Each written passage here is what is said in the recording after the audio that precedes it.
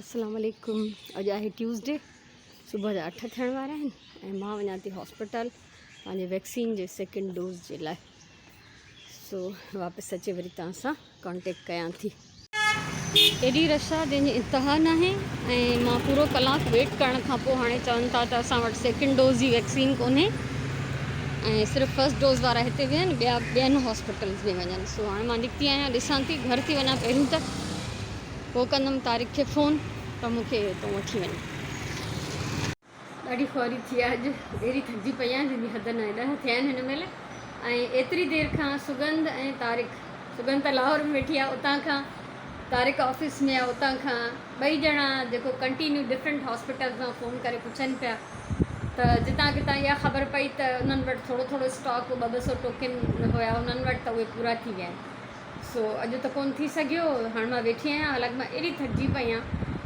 ऐं डाव हॉस्पिटल में पोइ दफ़े जेतिरो मां सेटिस्फाई थी आई हुयमि, हिन दफ़े ओतिरो मां ख़्वार थी आहियां। वेहण जी जाइ न हुई, चेयर्स न हुयूं, वीचारा ओवर एजिड इलाही माण्हू त हुया जेके सेकेंड डोज़ लाइ आया त बीठा रहिया उहे। ऐं मूंखे हिकिड़ी दिकी मिली वेहण जे लाइ, उहो बि टेक न हुई, उनखे वेही वेही मुंहिंजी पुठीअ में सूर पइजी वियो आहे। सो अञा ताईं मां हिते सोफ़े ते वेठी रिलैक्स थी कयां। त हाणे अॼु इहो कमु कोन थियो, सुभाणे वरी ॾिठो वेंदो इनशाला। सुभाणे इन खां बि सवेर वरी कंहिं ॿिए हॉस्पिटल वेंदासीं, पोइ ॾिसूं छा थो थिए।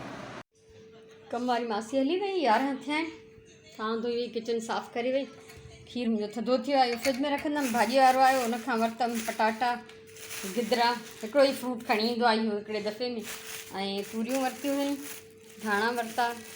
धाणनि खां सवाइ त असांखे ॼणो खाधो अजीब लॻंदो आहे। सो हाणे भाॼियूं रखंदमि फ्रिज में, गिदरा सुराणे ईंदी पाणी उहा कटे रखंदी, ऐं मां जेको आहे हिन महिल कुझु इहो कमु करे वठंदमि। हिते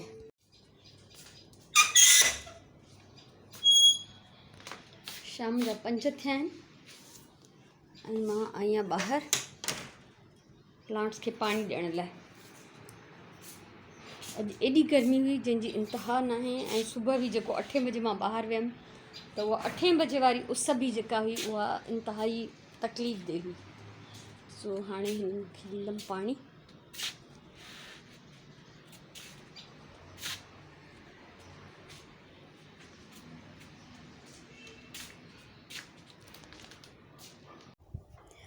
हीअ आहे इफ़्तारी जी टेबल जो फ़ोटो, जंहिं ते साम्हूं तव्हांखे रशियन सैलेड ऐं छोला ऐं दही बड़ा नज़र ईंदा। हीअ आहिनि रोल ऐं ऑरेंज जूस ऐं रूह अफ़ज़ा, ऐं हीअ वापसि छोला, दही बड़ा ऐं रशियन सैलेड ऐं सैंडविचिस आहिनि बॉक्स में। हीअ सभु शयूं जेके आहिनि होममेड आहिनि, अंब कटियल आहिनि ऐं कुझु बि जेको आहे ॿाहिरां जो न आहे वरितल। हीअ डिफरेंट क़िस्मनि जा पकोड़ा आहिनि हिन में, ऐं हीअ आहिनि खारकूं, बसर, मसालो, लीमा छोलनि में विझण जे लाइ इहे शयूं। हीअ सभु लवाज़मात जेके मथां चाट ते विझी खाइजनि। हीअ आहिनि 3 चटणियूं, गिदामड़ी जी चटणी, ॾही जी चटणी ऐं केचप। इहे डिफरेंट जार में हुयूं। हे जेके हिन थांव अलॻि टेबल ते सेट कया ऐं हिते शीशे जे कूलर में वरी क्विस ठहियल आहे, ग्रीन शरबत। इहे जेके तस्वीरूं तव्हां ॾिठियूं इहे हाणे जूं कोन्हनि, इहे 2-3 साल, कुझु साल पहिरियों जूं आहिनि। ऐं मां सोचियो त इलाही अरसे खां मां काई मेमोरी तव्हां सां कोई यादगिरी शेयर न कई आहे, त अॼु सोचियमि त भला रमज़ान जे हवाले सां ई तव्हां सां अहिड़ो कुझु शेयर कयां।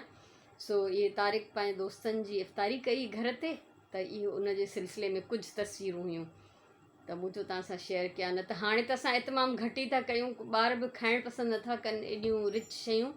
ऐं उनखां अलावा शरबत त असां ठाहिण ई छॾे ॾिनो आहे। 2 ॾींहं पहिरियों घर में महिमान आया त इफ़्तारी जे लाइ असां वटि कोई शरबत न हो, छो त असां पाणी ई पीअंदा आहियूं।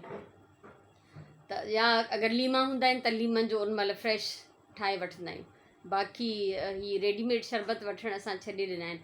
सो महिमान अची विया त पोइ तकड़ में ॿाहिरां शरबत घुरायो त घर में मौजूदु न हुयो, त असां हाणे सफ़ा खाधो जेको आहे सादो करे छॾियो आहे। ऐं इहे पिक्चर्स बि जेके आहिनि दावत जूं आहिनि, ज़ाहिरी ॻाल्हि आहे, पार्टी हुई, इफ़्तार पार्टी, त उन जी तस्वीरूं हुयूं। त मूं सोचियो इलाही ॾींहं थी विया आहिनि त अहिड़ो कुझु पास्ट मां शेयर न कयो आहे, त अॼु करे वठां। ऐं शदीद गर्मी अॼु तमामु घणी गर्मी आहे। अलाह रहम करे, बसि रोज़ेदारनि खे अलाह हिमत ॾे, क़बूल करे उन्हनि जी इबादत। ऐं ॾाढी तादी थी, वैक्सीन अॼु रहिजी वई। सो तारिक फ़ोन करे डिफरेंट हॉस्पिटल्स मां पुछियो, सुगंध पुछियो, आगा खान वारनि चयो त अपॉइंटमेंट जे बग़ैर असां जेको आहे न हणंदा आहियूं वैक्सीन। ऐं तारीख़ पुछरायो हिकु ॿिनि हंधनि तां त उन्हनि जा डोज़ जेके आहे ख़तमु थी विया हुआ। अच्छा, वरी इहो बि पुछरायोसीं त भई अॼु अगरि लॻणी हुई, अॼु नथी लॻे त छा वराए खां पहिरियों डोज़ लॻंदो या इहो अञा ताईं वैलिड हूंदो जेको पहिरियों वारो लॻल आहे। त असांखे मॉडर्न हॉस्पिटल आहे हिकिड़ी, उन मां जवाबु ॾिनऊं त तव्हां हिकु हफ़्ते ताईं हणाए सघो था सेकेंड डोज़, माना अॼु खां हिकु हफ़्तो, अॼु 27 आहे अप्रैल जी, त हिकु हफ़्ते ताईं। पर असां इनशाला सुभाणे सुबुह जो कोशिशि कंदासीं वरी ॿिए हॉस्पिटल में किथे, त जेतिरो जल्दी थी वञे सुभाणे परीहं ताईं बसि इहो कमु ख़तमु थियणु घुरिजे। ऐं मां न पई चाहियां त मुंहिंजे कंहिं ॿार खे मुंहिंजे करे तकलीफ़ अचे या हुनजो कमु रुले या को ऑफिस छॾे मूंसां हले, त मां पाण ई हिमत करे वेझे वारे पंहिंजे सेंटर ते हली वियमि। पर उफ, वॾी ख़ुआरी थी, सो बसि गुज़री वियो उहो बि टाइम। त ईअं बि थींदो रहंदो आहे कॾहिं कॾहिं। लास्ट टाइम त मां एॾी रिलैक्स हुयमि, पर हिन दफ़े तौबा मां ॾाढी बेज़ार थी थकिजी आयमि हुतां। त बाक़ी हाणे जेका आहे रजिस्टर कनि था 40+ वारनि खे, त प्लीज़ पंहिंजो ख़्यालु रखो तव्हां। मां जंहिंजी बि उमिरि 40 सालनि खां मथे आहे उहो पाण खे रजिस्टर करायो, ज़रूरी आहे।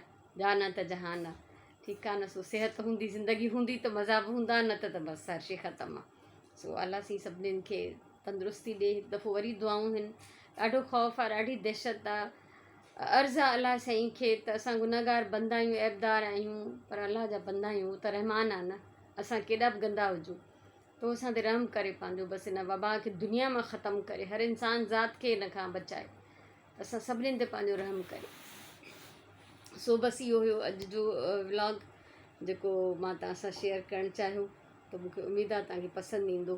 पंहिंजो ख़्यालु रखिजो, मुंहिंजे तरफ़ां इलाही सारियूं दुआऊं, इलाही सारो प्यारु, ख़ुशि जो, आबाद जो, सलामत जो। ज़िंदगी रही त इनशाला सुभाणे वारे व्लॉग में मिलंदासीं। तेसिताईं अल्लाह वाही।